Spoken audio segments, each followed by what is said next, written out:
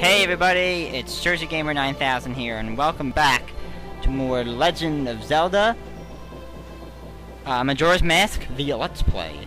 So, we are gonna go back into Clocktown. We just changed back into a human, as now Tattle is gonna tell us something that mask, this whole kid uses the power of that mask to do those terrible things. Or whatever it takes, we gotta do something about it. The swamp, mountains, ocean, and cannon that Tail was trying to tell us about in the last video, I bet he was referring to the 4 areas outside town. There's one in each compass direction. How convenient. But, what do you suppose he meant by the 4 who are there? I have no idea. He always skipped important stuff. Well, I guess we should just go and find out. We should go through the gate straight ahead, and we'll head into the direction of the swamp. And if you were just first starting playing the game, that's probably what you would do. However, there were several things we want to do again, as now a human. Who are you? Why are you wearing a Keaton mask? If you remember in Ocarina of Time, he used the Keaton mask. Well, we'll get more into him later. That is a guy. So yeah, I know it kind of looks like a girl when you first play the game, but it's a guy. Trust me. And you want to get the stray fairy again. Here. And head back.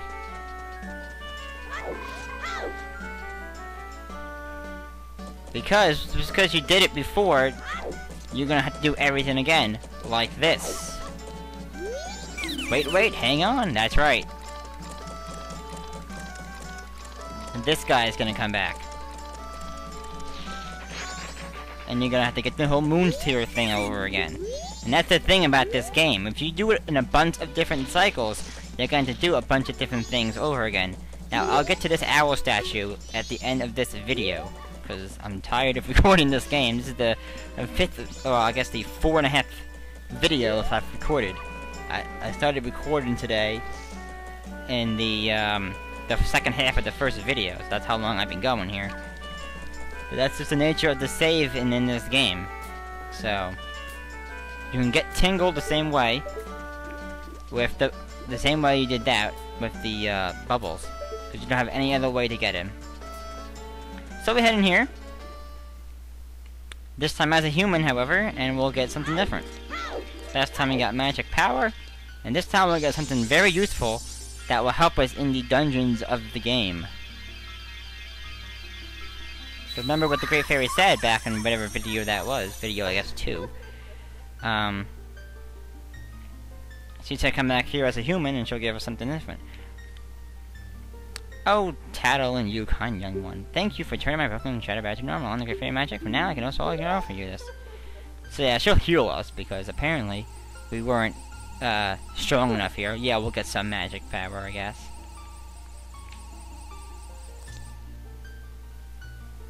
Oh, kind young one. Scattered throughout the 4 temples in this land are broken stray fairies like me. Please find a way to save them and return them to their fountains. Surely they'll be able to help add to your strength. Allow me to grant you something good, so that the stray fairies will not fear you. And we get the Great Fairy's mask.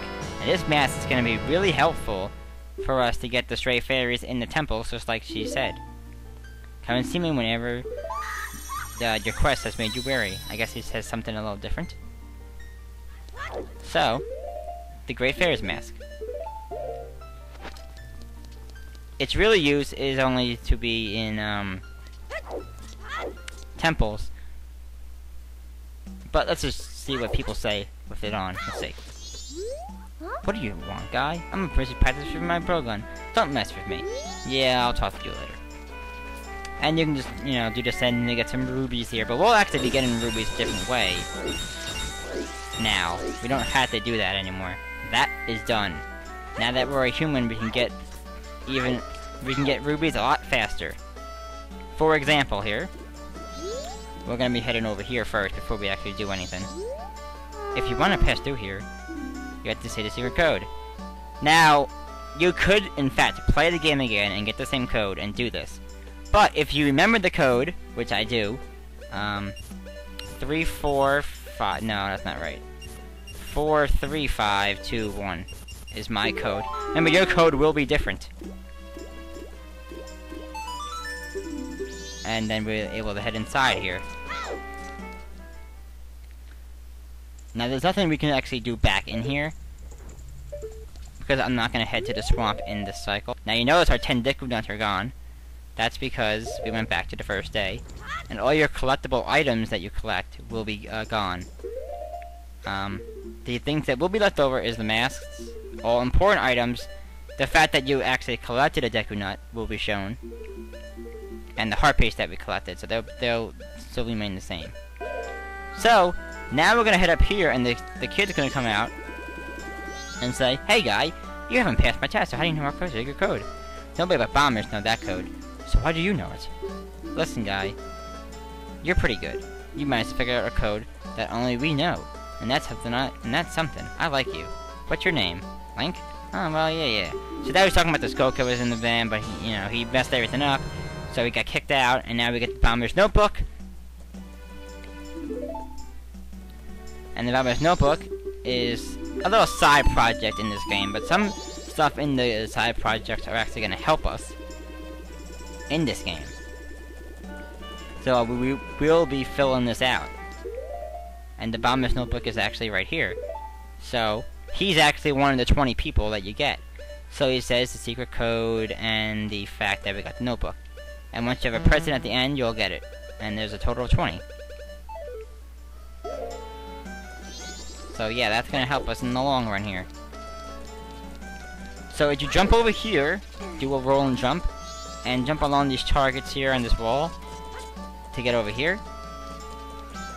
Get along here, and if you walk along here, you'll notice that a treasure chest is here, and you can actually see it on the map. I don't know if I had that Clock Town map there the whole time in those last videos. I don't think I did.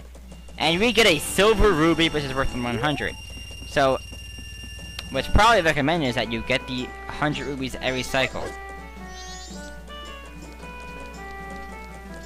Now one of these is going to be a ruby, so I might as well get it.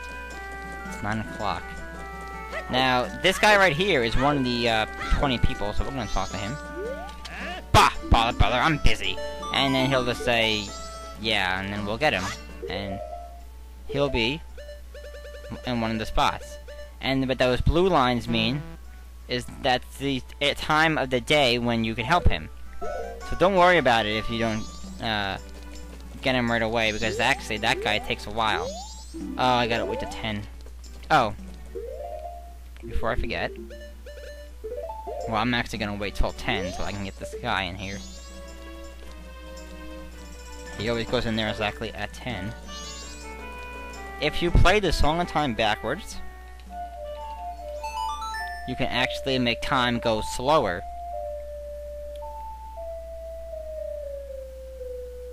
And we're going to agree to that.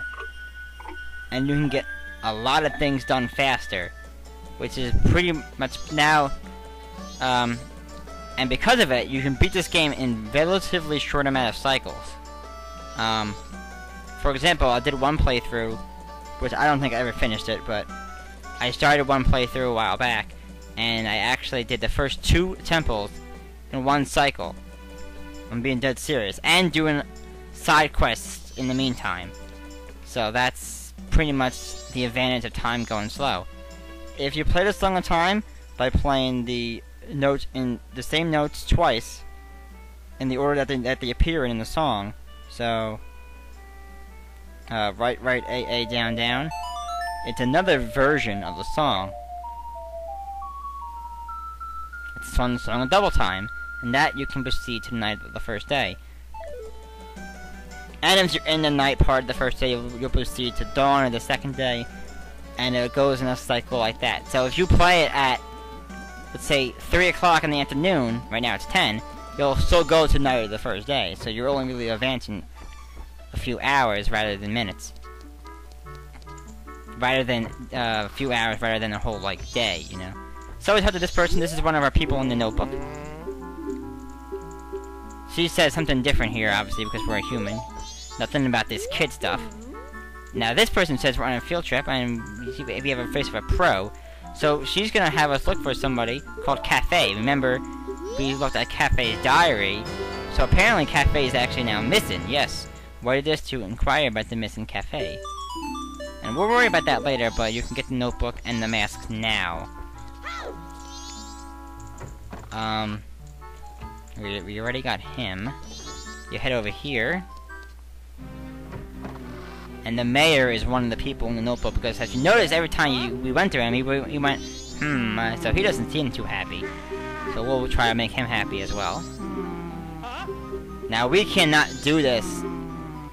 We cannot make him happy until way later in the game. And that's... But just to get the notebook part out of the way, we'll do it. We'll just talk to him. It's the same dialogue as before, so...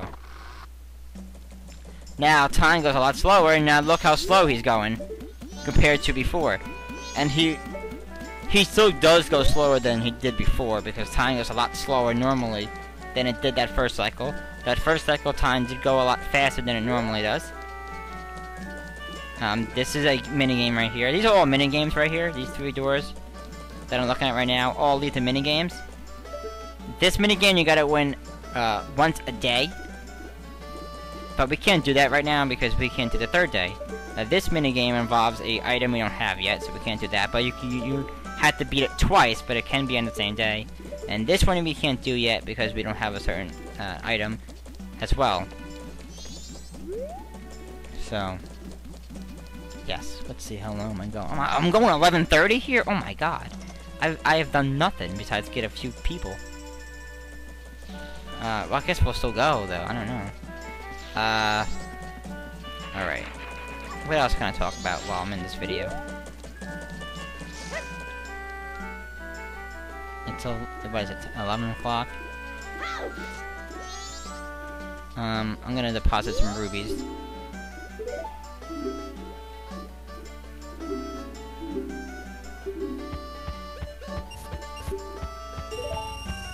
What?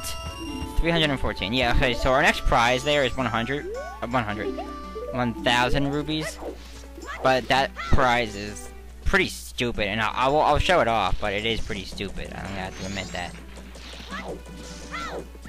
And just to prove you that the heart piece isn't there. And we could easily not get up here has Link, so yeah, the heart replaces the heart piece. Alright, so I think that's pretty much it in this video. I don't think I can really cover anything else besides... We got the Great Fairy mask. Oh, the cafe mask. I guess I could wear it to show it off. See? We look like cafe. Haha! So apparently this is what a cafe looks like.